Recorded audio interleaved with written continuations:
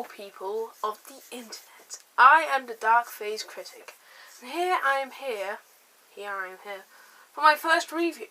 I went to watch Les Mis at the movies or cinema about 2 days ago now, and I want to share with you my experience with it and give a little review. And let me just say, right off the bat, it's a really, really well made movie.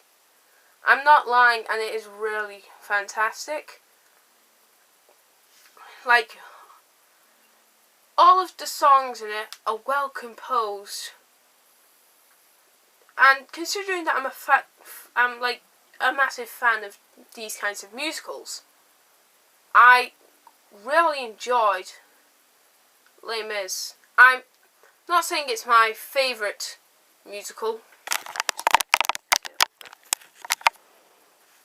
So I'm not saying it's my favourite musical, but it's up there. And I'm not really a fan of musicals being made into movies. So I'm really quite surprised with what the outcome of this movie has been. About the actors, Hugh Jackman is really surprising because even though he has been in musical-based movies before, even playing leads, I've never seen him be such a good singer. Mostly because I've only seen him in the X-Men movies. Russell Crowe has gotten a bad rap from everyone because he doesn't sound as good as all the other actors. I hate to disagree because even though he's not the best singer in it, he suits Javert because Javert is this guy who just is ruthless and you wouldn't imagine this big bodyguard man having such a sweet, elegant voice. It's robotic, really, and that's quite interesting, to be honest. After that, Anne Hathaway as Fantine, she was really good, and she sang "I Dreamed a Dream" quite well. I'll get onto the songs in a minute though, but she suited the role perfectly, and you could tell that she was acting through the song really well. I've forgotten half of the other actors' names, but I'll try and remember. Marius and Cosette. Here's the thing. Marius, I really think he did extremely well. Cosette, though, I always thought that she sounded like Snow White. Because, the Snow White in the first Disney movie. It's because she's got this thing to her voice, and it's slightly irritating. It's this really songbird kind of thing. I'm not saying it's bad, it's just weird. Let's see. Eponine was not fantastic. And I know you're going to all hate me for that, but I like her. I really enjoyed her character. And Samantha Bard did a fantastic job playing as Eponine. I think that she totally suited the role. But here's the thing, is that I'm not thinking that she sang the best rendition of On My Own at all. I think she did really well, but it's just, she could have done a lot better. Let's see, the Thenardiers, I can't pronounce their name, but Sacha Baron Cohen and Helena Bonham Carter practically stole the show for me. They are so good together, and I can't believe I'm saying this, but because I practically like Sacha's movies, Sacha Baron Cohen. I own The Dictators over there in my massive DVD pile, and I've also got Borat over there as well. I really enjoy his movies, and I'm surprised that a guy like that will be in a musical such as Les Mis, or even any musical for that matter. he's not exactly the best singer, but I really did enjoy his performance. I also quite liked Helena Bonham Carter's, even though she wasn't in it as much as him. Maybe I'm not sure. It has been like 2 days now since I've seen it, so I can't remember the movie exactly that well. I'm trying to think. Oh yeah, the guy who played Gamrosh. Gamrosh in Les Mis is about 11, 12 odd years old. The guy who plays Gamrosh is like 6 years old. He's tiny. And it's like really weird. Like, he has this really high-pitched voice, and when I first went watching it, the guy who played it had like a middle boundary voice, like a middle voice, like that's in the middle. It's not too high, it's not too low. But I really enjoyed his performance. It's just, he just looked too young to be Gamrosh. Young Cosette and Young Eponine, I might as well talk about them both. They're both pretty good, even though Young Eponine never got a line. But Young Cosette did pretty well singing Castle on a Cloud. I really did. It wasn't fantastic, but it was good. It was really good.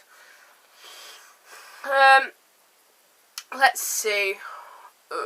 Okay, moving off the actors, onto the songs. The songs stayed very true to the original, but they were also quite great for like the silver screen. But they did change around a couple of songs just to try and make it give more sense to the average moviegoer. Not like I'm hating it, but you know, beggars can't be choosers. And after that, I think everyone did their good part of singing songs. I loved Dream the Dream, was very good. Bring Him Home was alright, but I wouldn't say that it was the best.